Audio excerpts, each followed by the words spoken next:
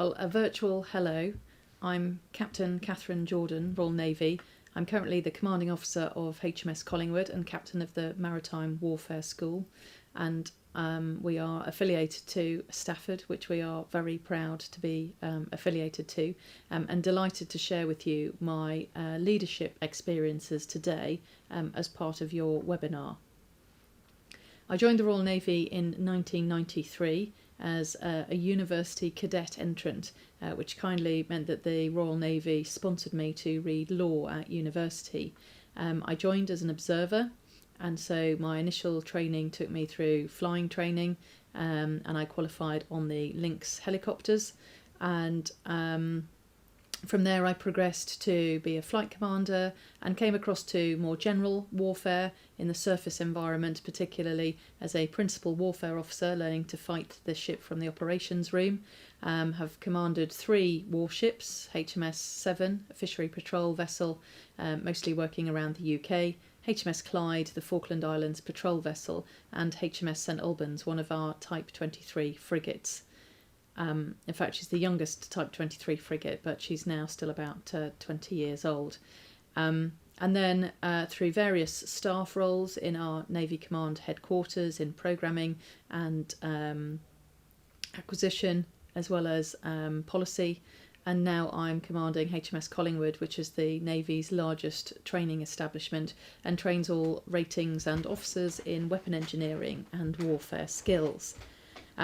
So my career spanned 27, nearly 28 years, and certainly throughout that time my leadership has evolved, my style and the types of leadership that I've needed to display.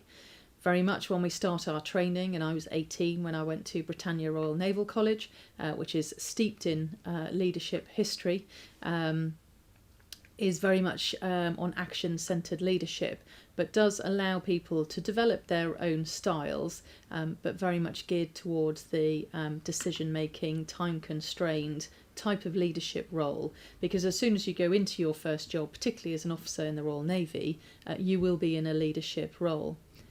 Having qualified as a flight observer on Lynx helicopter courses, and for those who aren't aware, an observer is responsible for everything that is not physically the hands-on piloting of the helicopter, so all the navigation, all the tactical details, and all the secondary roles that the helicopter might be called on to achieve. After my first job as the flight observer, I became the flight commander, so therefore a military command post that I had a team of 10, so 7 engineers, 2 aircrew and an aircraft controller. And I, the first significant level of command at a fairly junior rank as a mid-seniority lieutenant. Now, the difference between leadership and management, many people have debated and much is written on it.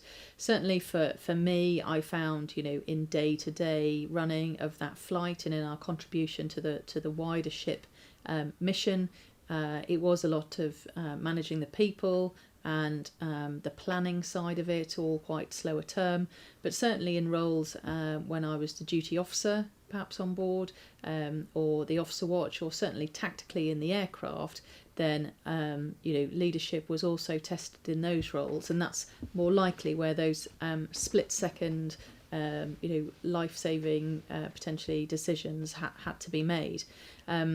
But throughout that, things would change with the programme, and that required people to be brought round to thinking what their contribution is, how change affected them, but what was always clear was our sort of vision and mission, and that probably made my life much easier in that we were all working towards the same goal and bringing the team with me on that journey or deployment through those earlier stages of my career.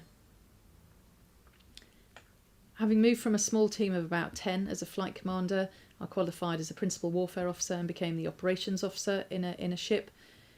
that meant I was leading the ops room team and a slightly bigger department. So I had about 80 to 90 people in my department as the head of department, which again required leadership to allow the ship to achieve its aims and be a credible warfare presence around the globe. More time was spent probably in the the planning and preparing for war than actually high-end war fighting. And all our training that we do here actually at Collingwood, which is where I did my principal warfare officer training, is about that high-end war fighting or the disaster relief roles. And while you're training for things like that, you don't necessarily want them to happen, but you have to be ready for them to happen. And that can be quite a leadership challenge as well, in that the teams, particularly if I concentrate on disaster relief, nobody wants a country or one of our overseas dependent territories to be devastated by a hurricane, but actually we do a lot of training to be ready for that, and people want to show their skills and want to make a difference, and sometimes when in worse weather and it's challenging, it's cold, the teams are tired, and you bring the ship to emergency stations or you bring the ship to action stations, and you need to run out those skills.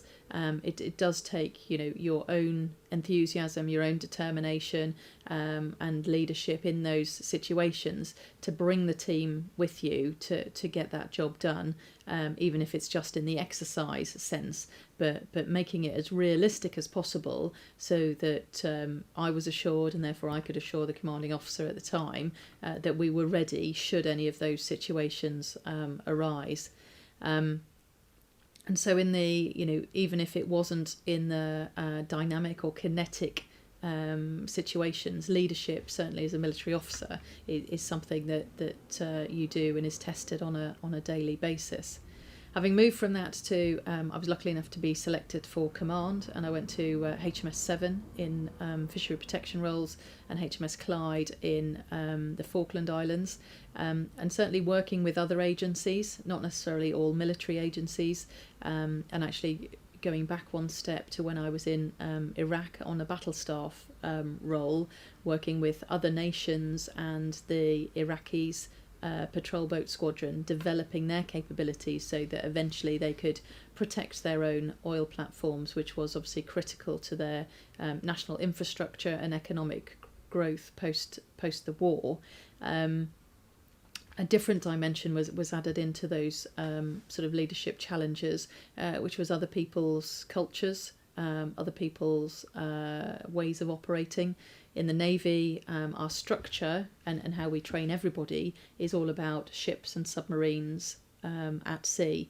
So our structure is set up very hierarchical, so people know who they're answering to, who should be making the decisions, and by virtue of getting into those positions, there's already an amount of trust that people have in you as a leader because of the rank you wear and the jobs that you've done previously.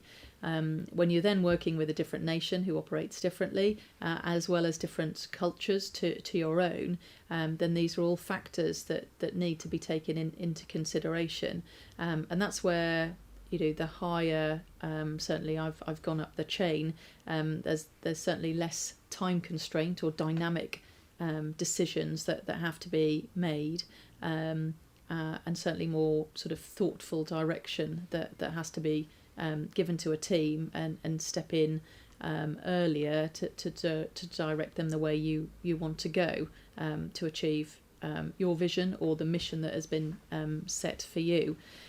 So, the style of leadership I had, particularly working across a whole force or with other agencies and stakeholders, non-government, other government departments, certainly was a factor I had to take into account. And that's certainly at that sort of level or time in my career as where my leadership style particularly evolved the most. But going back to the command side of those particularly small vessels with an inexperienced crew, it is a huge responsibility, but also a huge privilege to lead so many people. And people do talk about the loneliness of command, It's been captured in many books, and certainly as a CO on a ship, you have your own cabin, you eat separately, you're not particularly with any one branch or trade, and not in the wardroom with the other officers, so you can't be seen to be siding with anybody. But actually as a leader, to be a leader you have to have people to lead, so I was supported really well by a strong team, and the investment I gave in them, and understanding of their own strengths and weaknesses, because not everybody is good at everything. I know I'm not good at everything. I have my own strengths and weaknesses, so identifying my particular strengths and then using the team for people who had strengths in areas that perhaps I didn't, was the best way to for us to achieve what we needed to achieve. And in the role of commanding officer, it's a very visible leadership. On board the ship, if it was alongside, I wasn't on board all the time, but certainly at sea I was. And even though I was separated slightly in my cabin, I was always out and about around the ship, talking to people. A number of exercises or evolutions that happened, I had to give the approval to continue, so I would be sat in the ops room or on the bridge. I'd certainly pop into the galley or our engineering spaces and see how the people were, so it was certainly a very visible presence, and as I've mentioned before, our structures in the Navy and all the training people do are geared towards being at sea in a ship or a submarine and under the command of a commanding officer. And leadership obviously is a very big part of command, but not the whole aspect of it. The biggest change I saw, particularly coming to here, HMS Collingwood, so in a frigate I would have had anywhere between 180 and about 220 people serving with me, depending on the role of the ship and if we were on what we call higher readiness operations. Here at Collingwood I have between sort of 3,200 people on a daily basis. That's a whole force, so military, civil servants and a range of contractors who support our training, delivery, our hard facilities management and soft facilities management and catering, and IT support and security as well. So very much a different type of workforce to who I had in a ship, and again, not everybody is doing the same job or has the same desired output. I have lodger units who support different force generation areas, but actually we are a training establishment and have been for the last 81 years in different guises, and one of our biggest outputs is about 3,000 people a year coming through from everything from phase 1 training, so changing from a civilian to through militarisation to being a member of the armed forces, their professional training, and then also their subsequent qualifications to allow everybody to progress through the ranks. So it's quite a dynamic place, but also a varied and diverse workforce.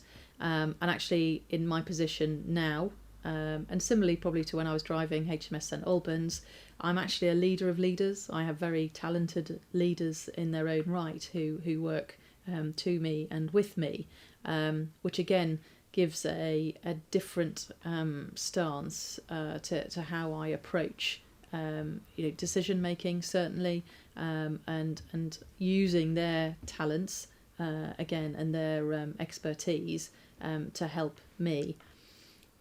Through that, and I suppose as my confidence has grown as a leader, and I know how best I respond and process information, I'm certainly much clearer now about what information I require if I'm expected to make a decision, the format that is in, so trying to make those decision-making tasks as easy as possible, and likewise though encouraging my team to challenge me if they think I've made an incorrect decision or I'm focusing on one area and actually it should be a different area. Prioritisation is key to this as well, and also getting their feedback in if my direction is clear enough.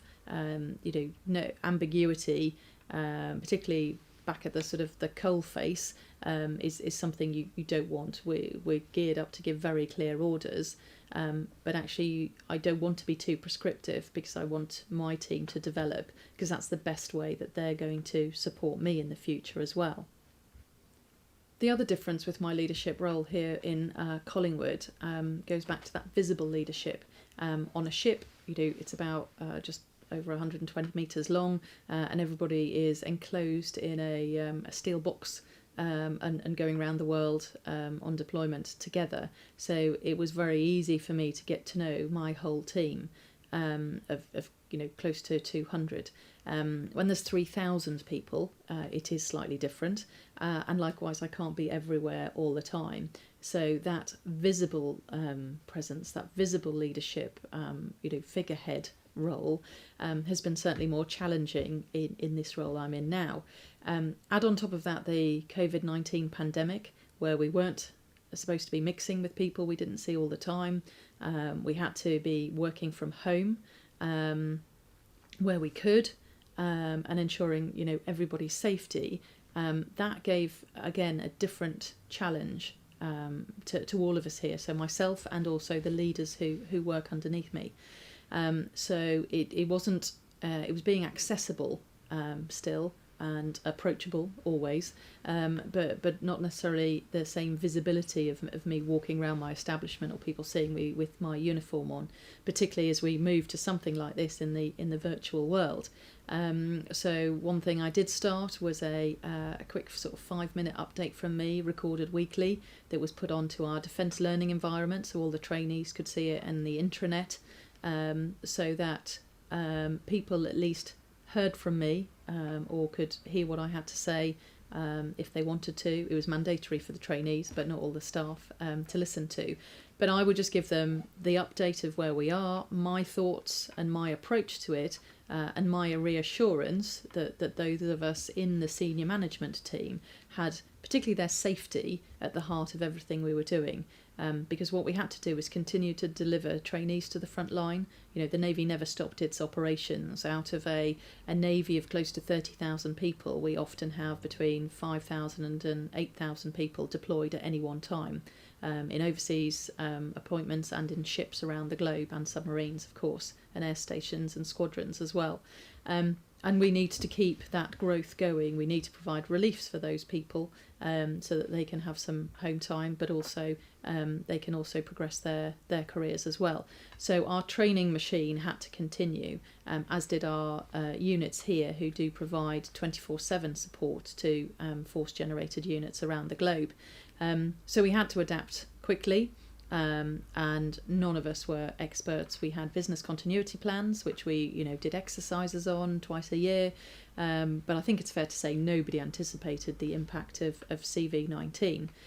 So we did adapt our ways of working. We did continue to deliver training, and actually we increased our training output, because I took on that initial phase 1 training here at Collingwood, changing raw recruits into military sailors.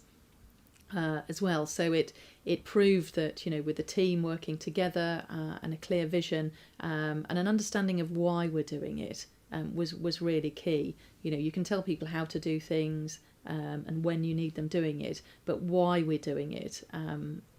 Going back to some of those earlier points about bringing the team with you, we were really clear. We wanted to still deliver to the front line. We wanted to keep everybody safe. And continue to deliver what Collingwood is expected to deliver. So with Skype meetings, it's sometimes quite easy to have your video off, but I would, for bandwidth allowed, I'd make sure it was on. I would have times in my diary so people knew that they could contact me if they had questions, and encourage my officers commandings and team leaders to do the same. This video message that went out as well, just so people could still have access to their senior management, and could hear what they were saying, what they were thinking, perhaps challenge some of the assumptions I had, and that respectful challenge is something that is key to that, and and helps us evolve and deliver. Obviously, as we get to next term and we're sort of living with COVID, we will still continue to adapt. I am back in my office, as you can see. I am able to go out and about more easily, to see the team and for them to get to see me. There are still some times where I do have to make decisions very quickly, even in this training environment. But actually, the sort of leadership style is I've always thought I've had an inclusive leadership style, but I have to lots of consultations, even sometimes when you do have to make a decision quite quickly to give yourself a bit more time to think of it. I often ask a question just to try and clarify my own thoughts. But again, using that expertise of the people around you is key. I think on reflection, I'm still learning, and I still will be, even the rest of my time in the Navy, and if I go on to a second career after that. It depends on the size and the diversity of the workforce that you're leading, but I do enjoy the challenges of leadership, and I really enjoy being in these positions and able to to deliver and have something to achieve and drive to. I think that does make actually the leadership challenge slightly easier. But I've certainly been genuine to myself, developed my own style. I know it's very different to some of my colleagues, and they recognise it. And again, you can sort of see things that are demonstrated well in other leaders or not so well, and add those to your sort of basket or toolbox, as I've done through my sort of 27 years to become the leader I think I am today. And the reward from that is great. Seeing the people that you've influenced and changed going out to the front line. It's certainly the future of the Royal Navy there, and likewise people who've worked for me before, getting promoted, and seeing them in leadership positions. And certainly I look at a lot of them and still learn from people who are perhaps below me in the hierarchy as well as above. And that balance of dynamic versus thoughtful leadership, and that empowerment and investment of the team, because there are lonely moments, and there still will be, but it is a privilege to lead people, and to get the best out of them will make you the better, or makes me the better leader as well. So that's my sort of leadership experience, and I've enjoyed sharing it with you, and hopefully there's a few pieces in there that may help your discussions as part of this webinar this week. Thank you.